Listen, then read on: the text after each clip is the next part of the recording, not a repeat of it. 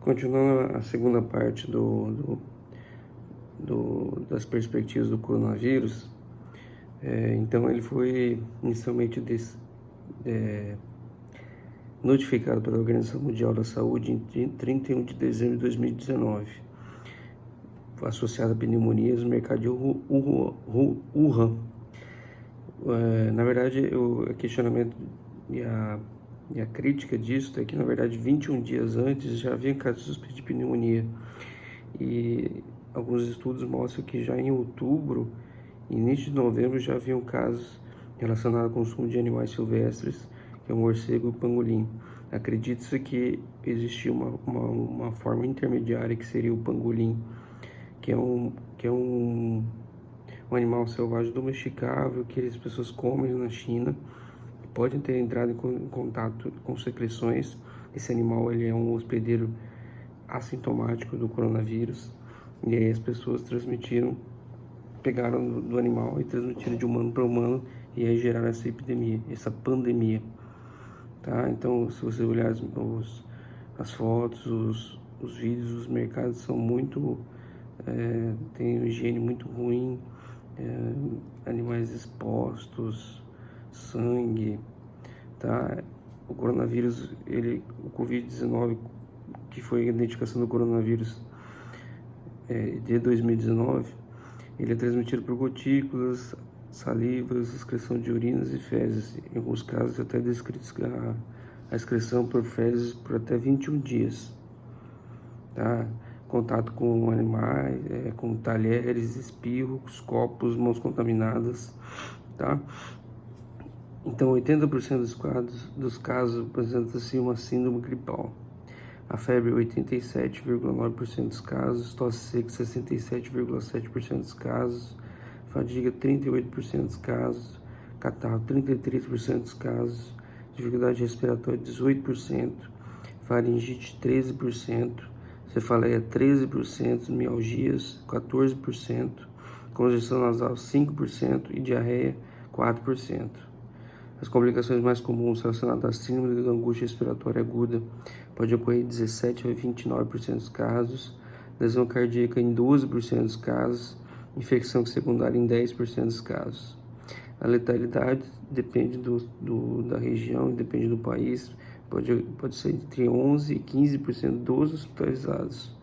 E a recuperação demora em 3 semanas, por isso que os hospitais e os estados ficam apavorados, porque muito tempo da pessoa internada, então a rotatividade dos leitos demora mais. No Brasil, dependendo da genética do país, a taxa de mortalidade varia de 1% a 5%. Isso nós vamos ver porque depende principalmente das características do indivíduo. Com relação, se você for olhar a longo prazo das doenças existentes, a Covid-19, em termos de mortes por dia, a tuberculose, hepatite, pneumonia, HIV, malária, mata muito mais do que a Covid-19, que o coronavírus. E se você for olhar para o país, também existe uma grande variabilidade, né, de mortes. Por exemplo, a China, grande taxa de mortalidade, agora os Estados Unidos, a Espanha, Itália. Não se sabe exatamente qual a causa dessa diferença, se seja por genética, se seja por pacientes mais idosos. Bem provável que seja por pacientes mais idosos, por apresentarem mais comorbidades nesses países. Para vocês terem uma ideia, pacientes que apresentam doença cardiovascular tem chance de mortalidade de 10%, diabetes 7%, se o paciente tem doença respiratória, 6% de mortalidade, paciente que tem pressão alta, 6% de mortalidade, câncer, 5,6%. E aí você vai também relacionar com a idade. Quanto maior a idade, maior a mortalidade. Se o paciente tem acima de 80 anos, a mortalidade é em torno de 14,8%. Acima de 70 anos, 8%. E acima de 60 anos, a mortalidade é de 3,6%. Então você imagina associar esses vários fatores. O paciente é idoso, o paciente tem comorbidades, vai associando e vai aumentando ainda mais a mortalidade. E aí chega nos números que a gente tem, às vezes, não de pacientes necessariamente jovens, que têm mais imunidade são de pacientes de baixo risco. Mas existe também a história da utilização ou não dos inibidores de ECA, que acredita que o coronavírus ele se associa ao receptor da angiotensina para causar virulência. Mas não existem evidências pela SBC e pela Associação Médica Brasileira de se interromper os antihipertensivos. O que se recomenda é controle adequado da hipertensão, independente dos medicamentos utilizados, e conversar com o seu cardiologista, mas não a interrupção do IECA de forma alguma.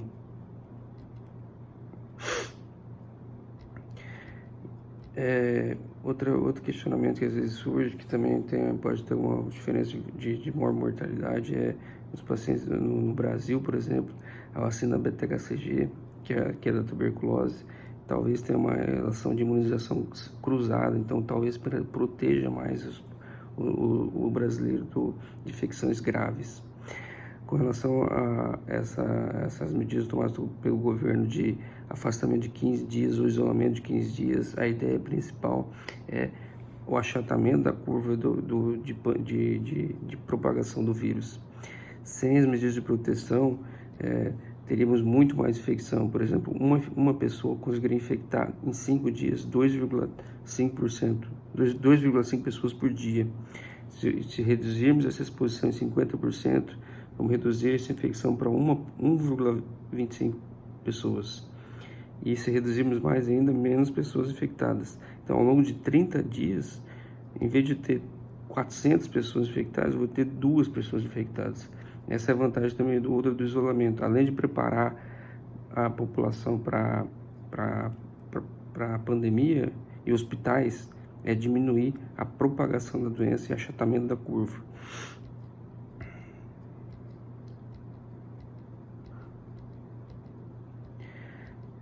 Assim, só o coronavírus, ele é um vírus RNA, como eu já disse, tem o aspecto da microscopia eletrônica de uma coroa, por isso que ele é chamado de coronavírus, tá? Existem estudos com relação a medicamentos que podem ser utilizados e os testes rápidos. Os testes rápidos que nós temos hoje em dia são de imunocromatografia, quimioimunofluorescência e ELISA.